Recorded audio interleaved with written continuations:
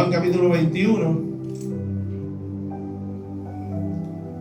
El tema de hoy, seguimos bajo la serie, ahora estamos formados a la imagen de Jesús, es la nueva serie, formados a la imagen de Jesús. Ya terminamos la serie Corazón de Discípulo y Corazón de Guerrero, ahora estamos en la serie Formados a la imagen de Jesús. Entonces, buscamos en Juan capítulo 21. El tema que vamos a estar abordando es: deja que cometa errores. No anulemos al líder en formación. Deja que cometa errores. No anulemos al líder en formación. Después de esto, Jesús se manifestó otra vez a sus discípulos junto al mar de Tiberia, y se manifestó de esta manera. Estaban juntos Simón Pedro, Tomás llamado el Dídimo, Natanael el de Caná de Galilea, los hijos de Zebedeo y otros dos de sus discípulos. Simón Pedro les dijo: voy a pescar. Entonces ellos le dijeron: vamos nosotros también contigo. Fueron y entraron en una barca, y aquella noche no pescaron nada. Cuando ya iba amaneciendo, se presentó Jesús en la playa, mas los discípulos no sabían que era Jesús. Y les dijo: hijitos, ¿tenéis algo de comer? Le respondieron: no. Él les dijo: echa la red a la derecha de la barca y hallaréis. Entonces le echaron, y ya no la podían sacar por la gran cantidad de peces. Entonces aquel discípulo a quien Jesús amaba, dijo a Pedro: es el Señor. Simón Pedro, cuando oyó que era el Señor, se ciñó la ropa, porque se había despojado de ella, y se echó al mar. Y los otros discípulos vinieron con la barca, arrastrando la red de peces, pues no distaban de tierra sino como 200 codos. Al descender a tierra, vieron brasas puestas y un pez encima de ellas y pan.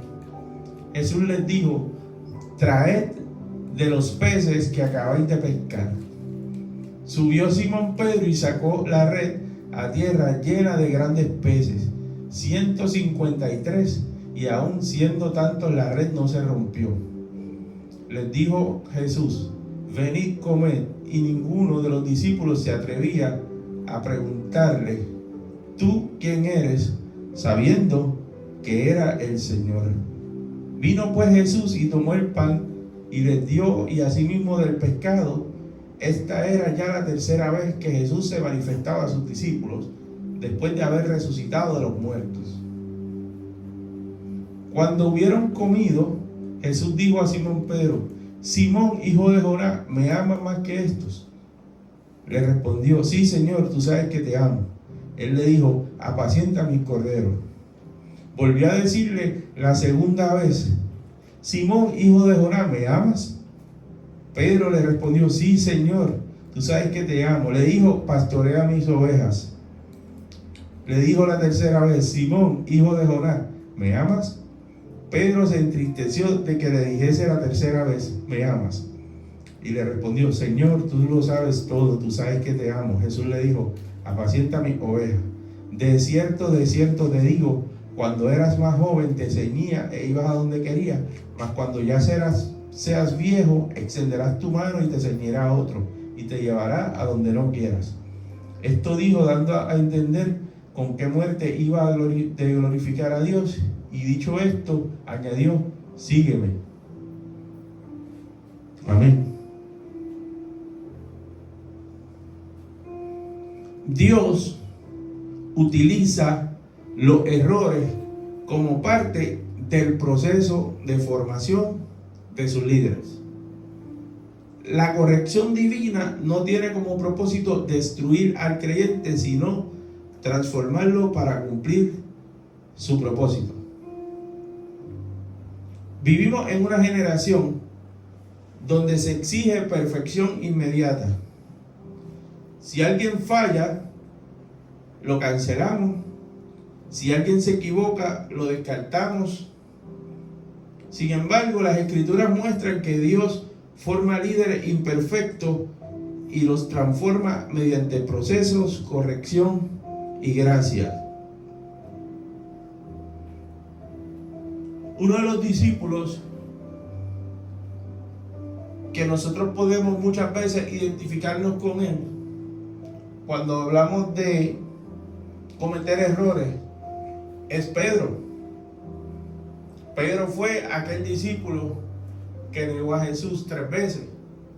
Fue el discípulo también que cuando fueron a arrestar a Jesús, vino aquel soldado que andaba con Judas el Iscariote, el que entregó al Señor, y Pedro sacó una espada y le cortó la oreja. El soldado se llamaba Marco, y el Señor vino y hizo un milagro y le puso la oreja para atrás. Pedro fue el único de todos esos discípulos que cuando Jesús venía caminando por la playa, por el mar de Galilea, pues Pedro, ¿qué hizo? Se levantó y dijo: si eres tú, manda que yo vaya también sobre las aguas. ¿Y qué pasó? De repente el mar estaba un poquito embravecido y él tuvo temor, se empezó a hundir. Claro está que cuando se estaba hundiendo pidió ayuda y el Señor lo ayudó. Entonces, vemos un discípulo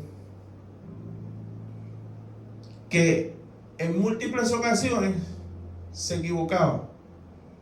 Hoy en día hay pastores y líderes que piensan que a la iglesia le va a llegar gente perfecta, gente que no comete errores, gente que no tienes que formarlo, gente que no tienes que discipularlo, gente que ya saben todo, líderes ya hechos. Ojalá y fuera así, ¿verdad? Que todas las iglesias llegaran gente donde ya tú no tengas casi ni que darle instrucciones, todo el mundo sepa lo que tiene que hacer, como el libro que yo escribí, La Iglesia Ejército, que todo el mundo opere como un ejército y que casi no hay que darle muchas instrucciones ni nada, todo el mundo sabe lo que tiene que hacer, todo el mundo llegan a la iglesia, ya están ready, preparan todo.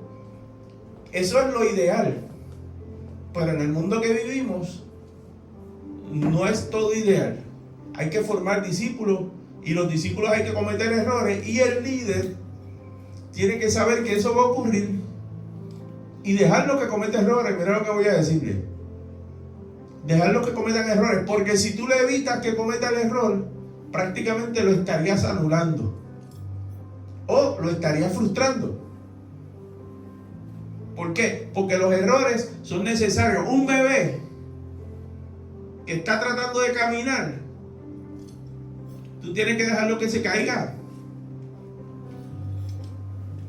porque si el bebé no se cae, no aprende a caminar, porque le está saltando el proceso.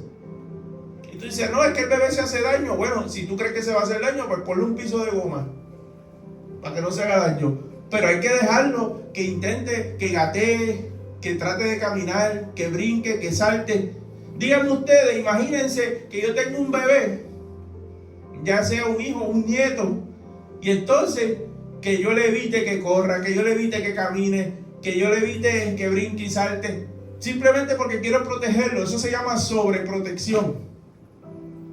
Hay que dejar el bebé que corra, hay que dejar que se caiga, hay que dejar. ¿Por qué? Porque así es que él se va educando, así es que va el aprendizaje. Entonces en la iglesia a veces nosotros somos un poco perfeccionistas porque queremos que todo salga bien, porque queremos hacer las cosas con excelencia para Dios. Pero tenemos que cuidarnos de que dentro de nuestro perfeccionismo y dentro de nuestros estándares de excelencia no estemos anulando líderes y no le estemos evitando procesos o caídas que son necesarias. No estoy hablando de caídas de pecado, estoy hablando, aunque pudiera ocurrir también, caídas de pecado pudiera ocurrir, pero me refiero más a caídas de cometer errores. Por ejemplo, un predicador cometió un error en una prédica, un adorador cometió un error en la adoración. Pues hay que dejarlo que cometa errores. ¿Por qué? Pues porque, como yo siempre he enseñado, luego los errores vienen los ajustes. Hubo un equipo de básquetbol hace algunos años atrás que esa final fue entre Boston y Golden State Warriors. Boston perdió esa final, la perdió, pero luego el próximo año esa pérdida de esa final hizo que Boston fuera campeón en el próximo año. Así que Michael Jordan, algunos lo consideran el mejor jugador de todos los tiempos de la NBA. Él cometió errores. Hay un documental de él por ahí y unas cuantas reseñas donde dicen que él llegó a fallar 300 tiros. En ocasiones le confiaron su equipo el tiro final para ganar o perder un juego y en ocasiones lo falló. Pero Michael Jordan dice que el haber fallado y fallado fue lo que hizo de él ser un campeón. Entonces, ¿qué nos toca a nosotros? Entender que vamos a cometer errores, no frustrarnos con los errores, no enojarnos con los errores. Estoy hablando de un mensaje que le aplica a todos y a mí también. No frustrarnos con los errores, no enojarnos y no anular a la gente cuando comete un error. Esta es una iglesia, Generación Escogida es una iglesia, hago así, porque es la gracia de Dios, ¿verdad? Los brazos abiertos. Generación Escogida es una iglesia donde se admiten gente que comete errores. De hecho, nuestro libro que escribimos, La Iglesia Ejército, David se rodeó de personas que cometían errores. Llegaron endeudados, llegaron quebrantados, llegaron con amargura de espíritu, pero ¿qué pasó? Él lo hizo los valientes, un ejército de valientes. Esta es una iglesia donde nosotros permitimos que la gente cometa errores, que vengan aquí. La gente que han tenido problemas financieros, vengan. Los que, como dice la Biblia, los enlutados, los afligidos, los que perdieron un familiar y no han podido superar eso, ya sea un padre, una madre, un tío, una tía, un primo, un abuelo, un hijo, una hija. Esta iglesia le abre los brazos a aquellas personas que han cometido errores, que han sufrido una pérdida, que económicamente no están bien, que tienen alguna condición de enfermedad que le ha durado muchos años, personas que están sin hogar, madres solteras que no tuvieron un esposo para criar a sus hijos, y padres solteros también no tuvieron una esposa, matrimonios que están luchando, abuelos, abuelas, jóvenes. Esta iglesia es una iglesia de brazos abiertos, como estaban cantando ahorita, los brazos de papá. Es una iglesia donde se manifiesta la gracia de Dios para recibir personas que, como Pedro, cometían errores. El error no es el fin del proceso. Mateo 14 presenta a Pedro caminando sobre las aguas. Aunque comenzó a hundirse, fue el único que salió de la barca. Jesús lo sostuvo y continuó enseñándole. Los errores pueden ser parte de tu aprendizaje espiritual. Aquí hay algo importante. Pedro cometió el error de hundirse, y mucha gente en las prédicas y todo lo resaltan, pero el único que salió de la barca y se atrevió a caminar igual al maestro fue Pedro. El único que tuvo el privilegio de decir yo caminé sobre las aguas igual que mi maestro fue Pedro. A veces estas personas que son de carácter impulsivo, que son un poco una mezcla de sanguíneo y colérico como yo, esas personas son los que se atreven. Que cometemos errores, sí, pero nos atrevemos. Otros 11 discípulos no salieron de la barca. Nunca podrán decir yo caminé sobre el agua igual que mi maestro. Entonces, ¿qué tenemos que hacer nosotros? Atrevernos, a pesar de los errores, a pesar de la burla, a pesar de la crítica, a pesar de que otros no apoyen, a pesar de que otros se marchen atrás, empiezan con uno y después no continúan. A Jesús también le pasó. Empezaron con él y después no continuaron con él. Jesús restaura al líder que falló. En Juan 21 Jesús pregunta 3 veces a Pedro si lo ama.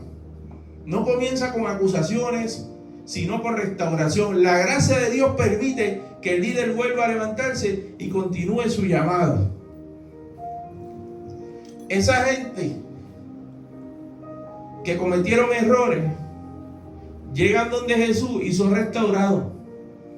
Llegan donde Jesús y son levantados. Según nuestro libro también llegaron donde David y fueron restaurados. Y lo que dice la palabra de Dios, porque nuestro libro está basado en las Escrituras. Llegaron donde David, fueron levantados. Llegaron donde Jesús, fueron restaurados.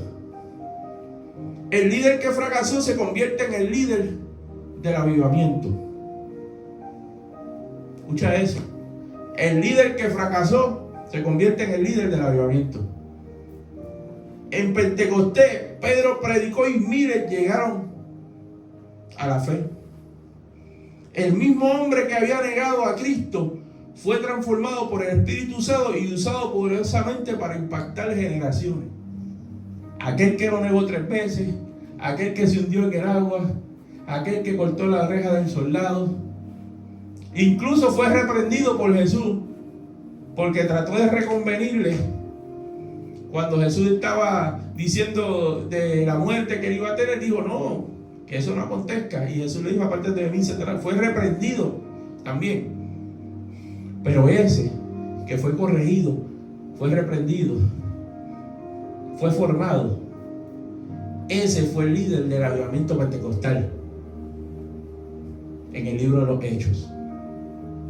La Biblia dice que con la sombra de Pedro se sanaban los enfermos, se convertían miles con una sola prédica. A la distancia eran bautizados con el Espíritu Santo. O sea, la clase de unción y de autoridad que ese líder que se dejó formar, que ese líder que tuvo que, ¿verdad?, dejarse formar por el maestro, y él lo permitió, dejarse corregir, aún siendo él impulsivo, aún siendo él el líder un poco colérico mezclado con sanguíneo, pues se dejó formar, se dejó transformar y llegó a ser ese líder espiritual de la iglesia. Así que este es el mensaje: déjalo que cometa errores, no anulemos al líder en formación. Vamos a orar. Padre, te damos gracias en esta tarde por tu palabra, gracias por la adoración, gracias por todo lo que ha acontecido en este lugar. Te pedimos, Señor, ahora que nos lleves en paz, que nos protejas, que nos des la provisión necesaria, todos los recursos tuyos, la protección, la seguridad, la sabiduría, Señor, todos los recursos de tu palabra que estén en nosotros. Te pedimos que nos des también la paciencia que requiere el ministerio, que nos dé, que tu Espíritu Santo esté en nosotros y que podamos impactar muchas vidas por medio del Evangelio. En el nombre de Jesús. Amén.